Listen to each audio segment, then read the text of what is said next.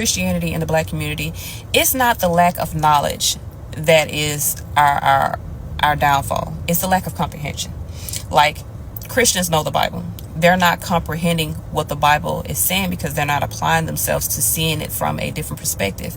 You have this issue where when you're taught something in a certain ways, for instance, religious texts, you're taught not to question religious texts. You're taught in a way that says if you question the religious text, you question God, which is asinine because God didn't write the Bible.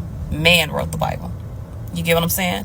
And in man's attempt to compile these different stories from all over the world, there's a lot of discrepancies in the Bible, and not only a lot of discrepancies, but there's a lot of manipulation in the Bible. For instance, the manipulation when it comes to not speaking with spirits, it's okay for those that are writing the Bible to speak with spirits and those that have been chosen to speak with spirits, but it is frowned upon and considered demonic if you decide to speak with spirits because they're guiding you. They want you to follow their lead. They don't want you to have your own mind. Even when it comes to, like I said, saying that divination is demonic, it's demonic if you do it.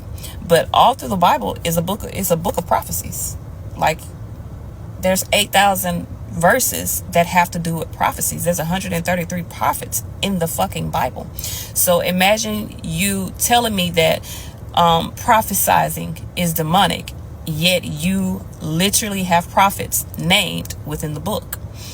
This whole debate when it comes to ancestor veneration, it should never have been a debate. There's no way in hell that anyone of color should have fixed their mouth to call their ancestors who were hanging from trees, being brutally murdered, brutally raped, forced into slavery, and prisoners of war within their own land. There is no way, shape, or form that their descendants should have fixed their fucking mouth to call them demons.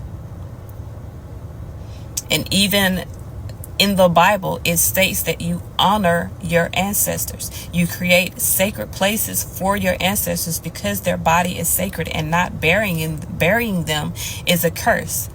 And then y'all be so lost in the arguments that y'all are not seeing this for what it is. There is a real reason they don't want you venerating your ancestors.